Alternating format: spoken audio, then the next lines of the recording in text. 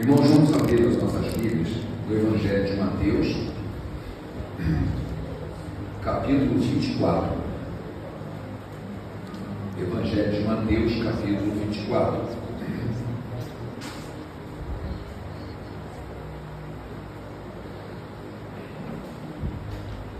Há um texto bastante conhecido no Evangelho de Mateus que é falando sobre a grande tribulação.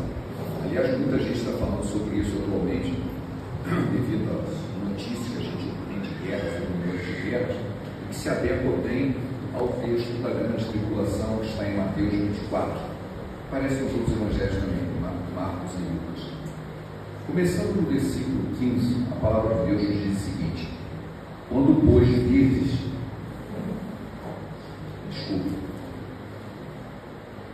ele começa no versículo 3, o princípio das dores. A grande tribulação é a sequência. Princípio das dores, começando no versículo 3. No Monte das Oliveiras achava-se Jesus assentado.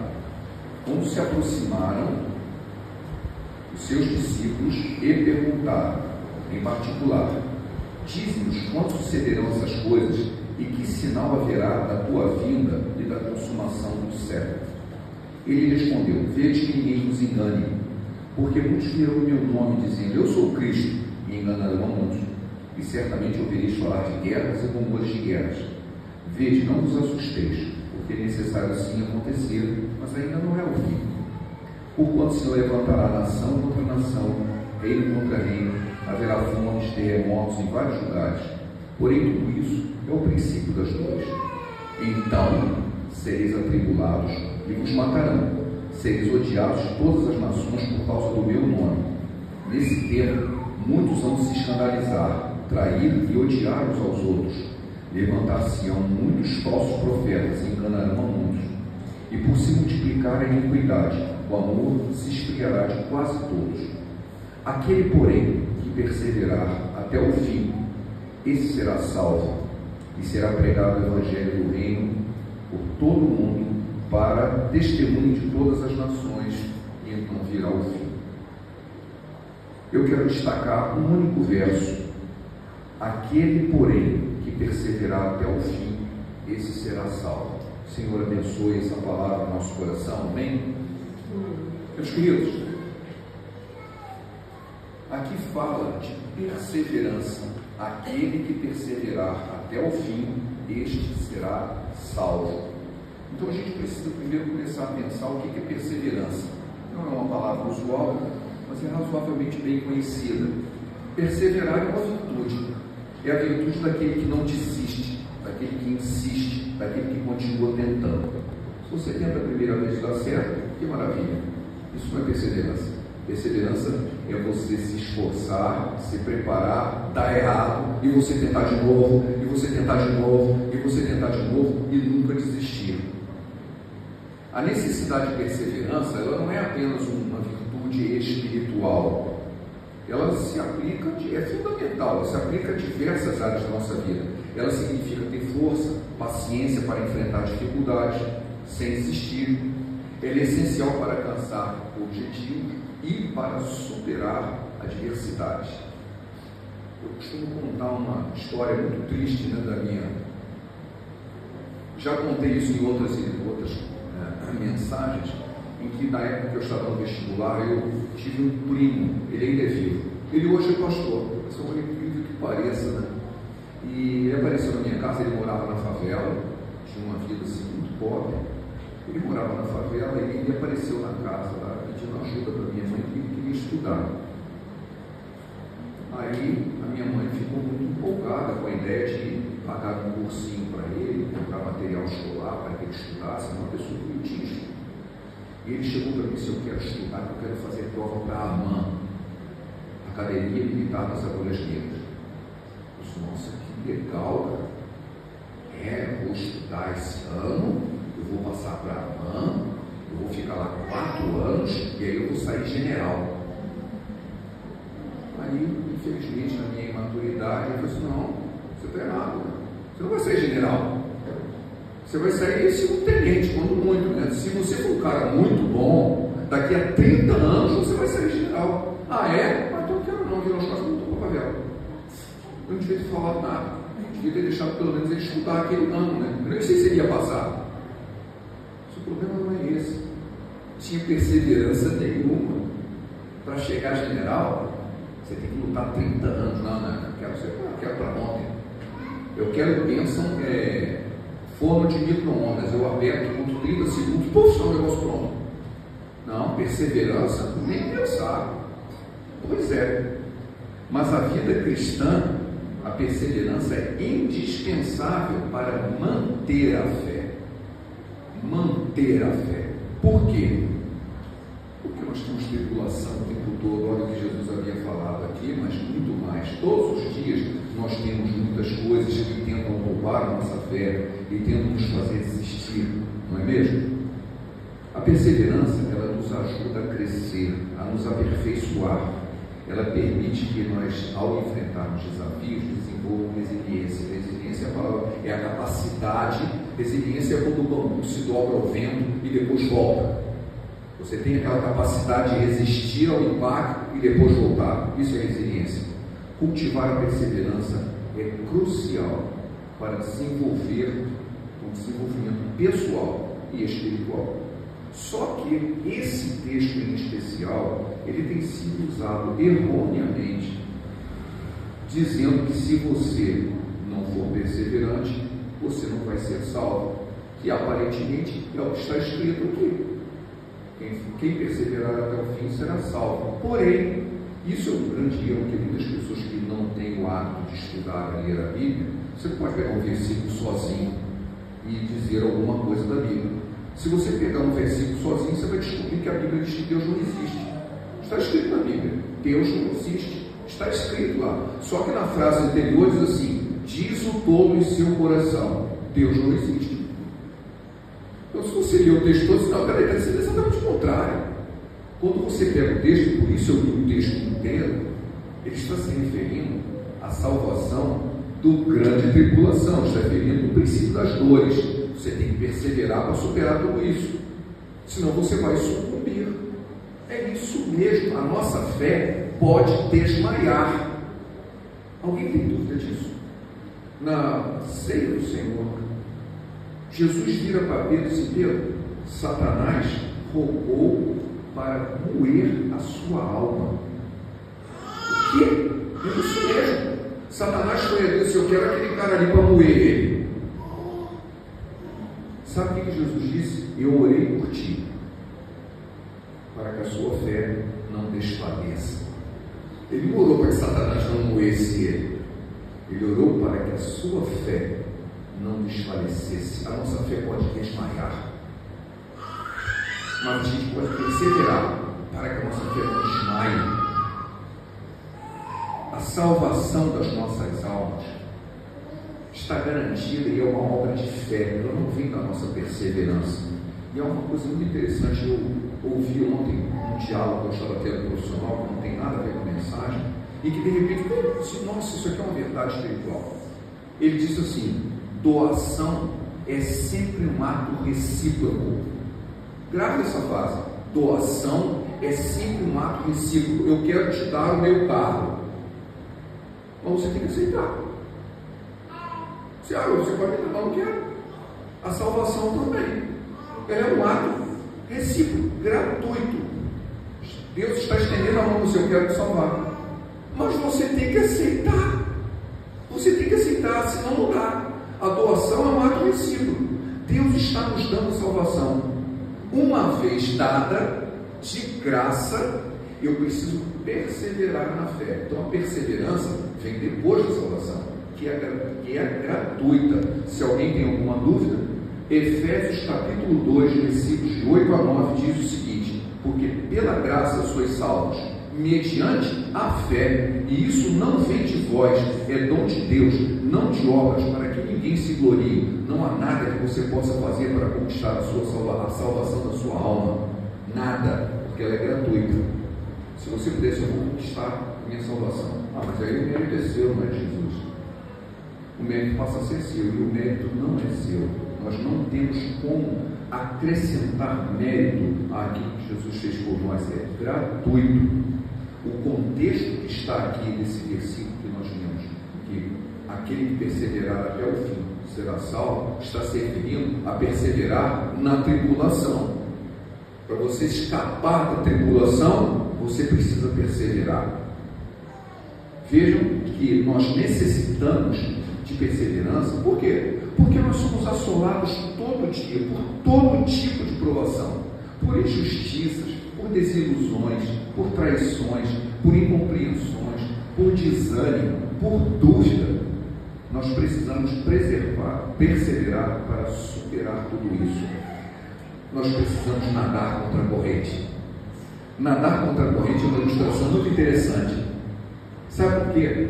Não tem meio termo, não tem que ficar em cima do muro. Se você parar de nadar, a corrente te arrasta.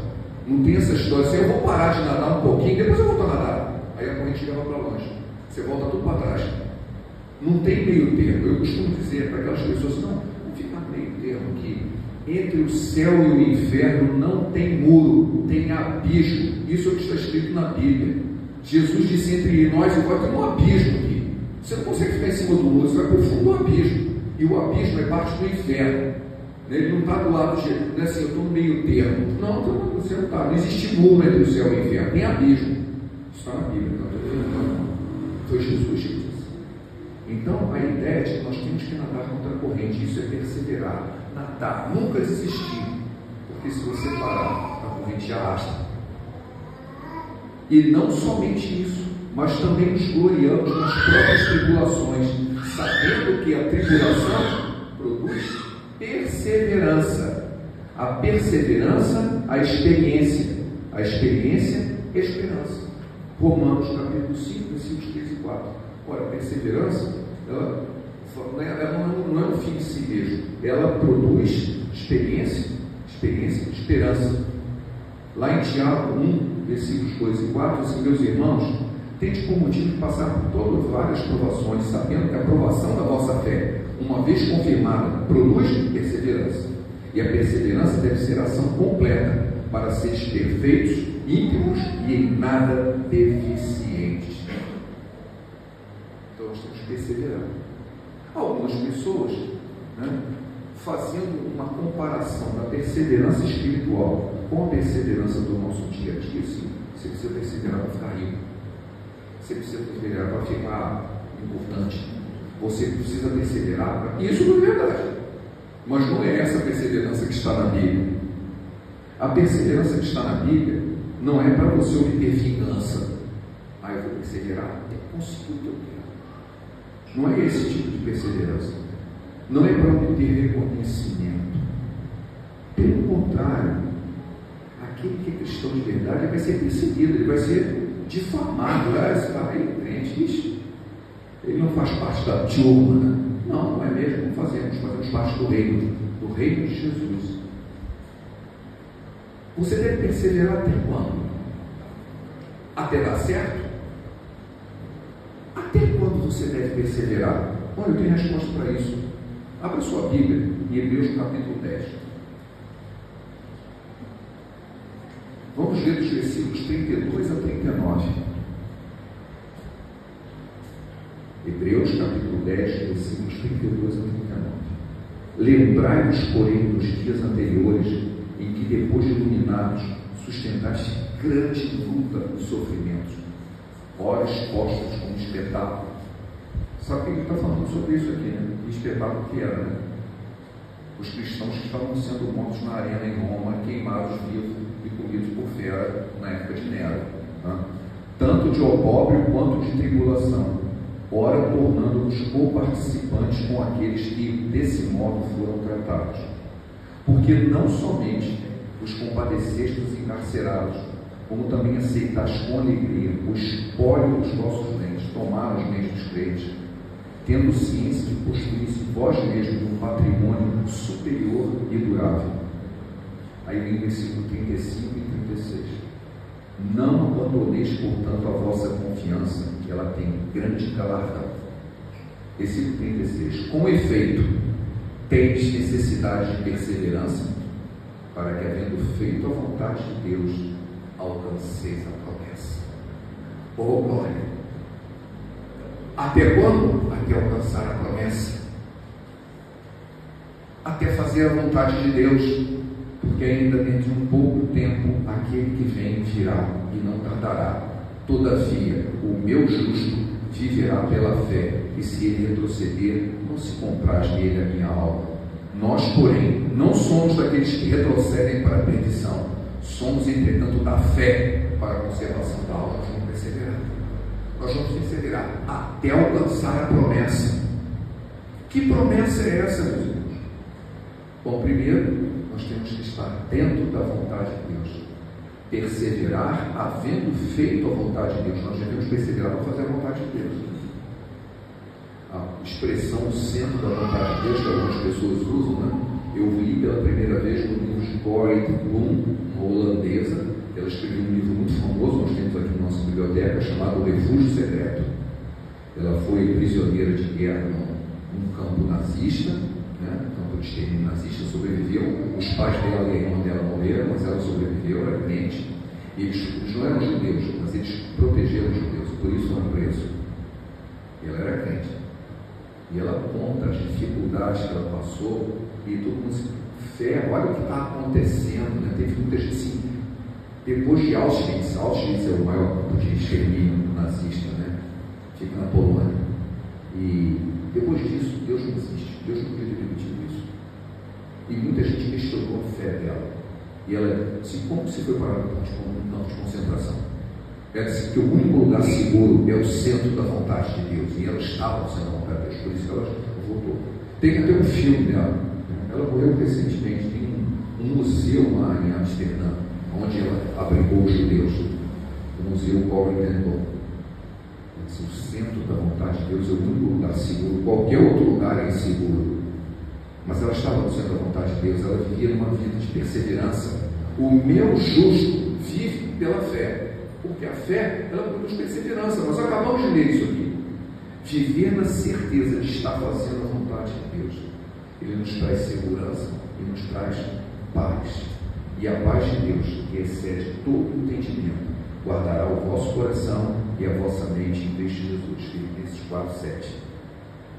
Mas há um caso interessante que gostaria de destacar, que eu gosto muito, para quem já me conhece sabe que o livro de Daniel é o meu livro preferido. E lá no capítulo 3 do livro de Daniel, conta uma história muito escabrosa. Ele tinha 3 amigos, Sadraque, Mesaque e Abednego. Eles eram administradores lá do reino, junto com o rei, e através de uma trama lá, fizeram com que eles fossem presos, porque eles não quiseram adorar uma estátua que o rei tinha feito para ser adorada. Quem andou fazendo essa lei sabia que a lei era de propósito para pegar eles. Por quê? Eles sabiam que eles não adoravam ídolos, que eles só adoravam Deus verdadeiro. Então fizeram uma estátua e convenceram o rei que ele queria fazer um decreto que durante um mês todas as pessoas deviam adorar aquela estátua. E os 3 não adoraram. Aí foram lá e começaram a fazer fofoca. Pessoal, tem 3 caras aí que não obedeceram a sua ordem. Aí, lá no versículo 17, né? Desculpa, o versículo 17 já é. O rei chama os 3, eu não quero ler o texto, porque senão eu falo de outra mensagem. O rei chama os 3 e diz assim, eu vou dar uma chance para vocês. A estátua ali, vocês adorem o rei e está tudo certo. Mas se vocês não quiserem, tem um buraco ali cheio de fogo, uma fornalha de fogo ali, eu vou jogar vocês no mesmo. Então é adorar a estátua ou o fogo. O que vocês escolhem? E interessante porque ele acrescenta uma frase, e essa é muito importante, diz assim, quem é o Deus que pode livrar você das minhas mãos? Vocês vão ter que obedecer, eu tenho o poder de vida e morte sobre vocês. Ou agora a estátua que eu estou mandando, ou eu jogo vocês dentro do fogo. E qual é o Deus? Vocês estão fazendo isso porque vocês adoram a Deus? Qual é o Deus que pode livrar vocês da minha mão? A frase é fantástica, porque para mim é a maior definição de fé que eu conheço da Bíblia. Ele diz assim, se o nosso Deus, a quem nós servirmos, quer livrar-nos, Ele nos livrará da fornalha e fogo ardente nas tuas mãos, ó Deus. Mas se Ele não quiser, fica sabendo que nós não vamos adorar. O rei ficou furioso, mandou acender mais o fogo ainda e jogou os 3 lá dentro. Veja que essa frase, ela reconhece a soberania de Deus, assim, Deus decide se Ele vai me livrar ou não. Ele tem poder para isso. Deus pode me livrar, mas é Ele quem decide. Agora, o que eu tenho que fazer? Independente da decisão de Deus, eu vou fazer o que eu sei que eu tenho que fazer, o certo. Eu não vou adorar essa estátua, porque eu sei que é isso que Deus quer que eu faça. Não interessa as consequências. O rei ficou furioso, mandou jogar eles dentro do buraco lá cheio de fogo, e eles foram jogar lá dentro. O texto bíblico diz que o buraco, a fornalha de fogo, estava tão quente que os soldados que levaram eles amarrados e jogaram ele lá dentro morreram. E eles foram jogar lá dentro. E aconteceu algo tremendo.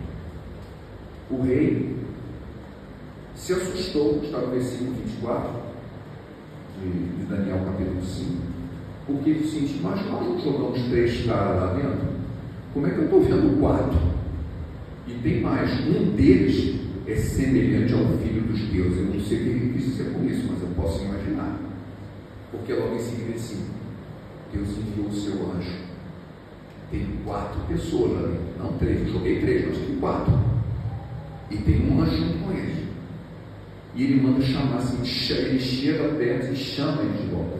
Sadraque, Mesaque e Abednego, servos do Deus Altíssimo.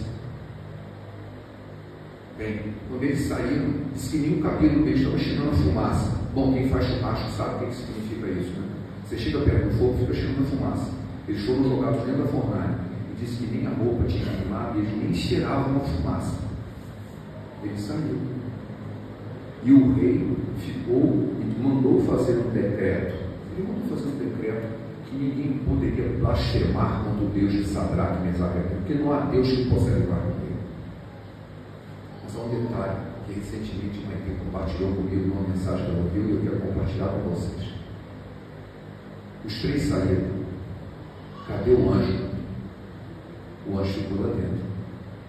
Quando você, através da perseverança da sua fé, for jogado dentro da fornalha, hoje ela te esperando.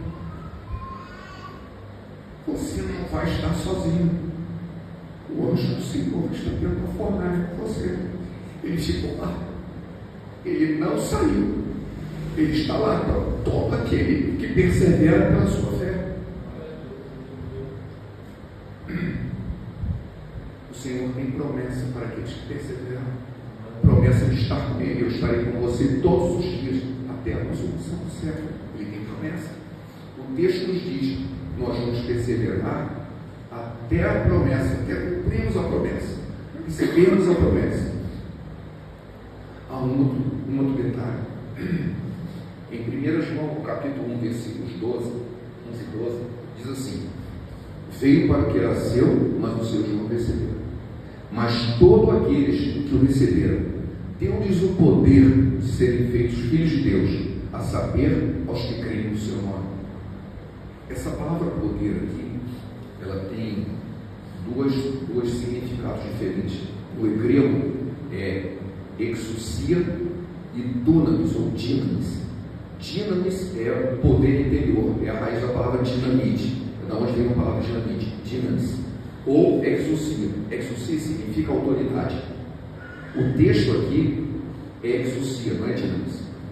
Todos aqueles que receberam, deu-lhes a autoridade de ser feitos filhos de Deus. A autoridade é mais do que poder. Eu tenho autoridade como filho de Deus. Autoridade, por exemplo, para expulsar demônios. Autoridade para orar por um enfermo e ele ser curado. Porque Jesus nos deu essa autoridade. Nós temos autoridade. Todo aquele que persevera na sua fé tem a autoridade que veio dada por Jesus. Há um texto que eu quero ler na Bíblia, que está em Isaías, capítulo 54, 17. É um texto tão famoso que ele já é até música, mas infelizmente só leio a primeira parte do verso, não leio a outra parte, que é a que eu quero destacar. Diz assim: toda arma forjada contra ti não prosperará. Toda língua que ousar contra ti em juízo, tu a condenarás. Essa é a herança dos servos do Senhor e o seu direito que de mim procede. Já pararam para pensar nesse texto? Tem a música que diz: nenhuma arma forjada contra ti prosperará. Todo mundo gosta dessa parte. Na verdade, o texto fala arma preparada, né? O cara fez uma arma específica para te atacar. Então esse texto ele é mais sofisticado que você possa imaginar. Não é que o cara tinha uma espada e ele pegou para te atacar, ele preparou uma arma específica para te atacar. Nenhuma arma preparada contra você vai fazer efeito. Toda língua que ousar contra ti em juízo, tu a condenarás. Porque você é esperto? Porque você é mais justo que qualquer outro? Não. Essa é a herança.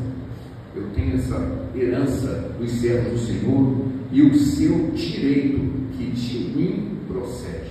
Eu tenho direito, porque Deus me deu esse direito de ter autoridade e fazer calar as forças das trevas, fazer calar os ímpios. Se você for acusado, em frente. Se você está perseverando na fé, está tendo uma vida de santidade ante Deus, não tema. Você tem o direito de encarar isso, porque o Senhor nos deu isso. Fruto da perseverança. Persevere na sua fé e você vai estar em uma boa companhia. Você vai ter direito de herança na presença de Deus para confrontar as obras das trevas com autoridade. Nem gostaria de terminar dizendo o seguinte: 1 João 2,17: o mundo passa, bem como sua concupiscência. Aquele, porém, que faz a vontade de Deus permanece eternamente. Persevere e permaneça. Amém? Pai, obrigado pela tua palavra que nos edifica, que nos fortalece, que nos leva mais próximo de ti. Ajuda o Senhor a perseverar, que a nossa fé não desfaleça, mas que em tudo confiemos a ti, em tua palavra, e alcancemos a promessa em nome de Jesus. Amém.